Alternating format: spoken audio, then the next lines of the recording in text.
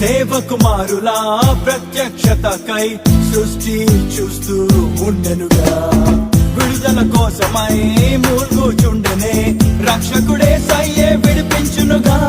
దేవ పుత్రుడై ఆలస్యం ఎందుకు? యూదా సింహంలా దూకై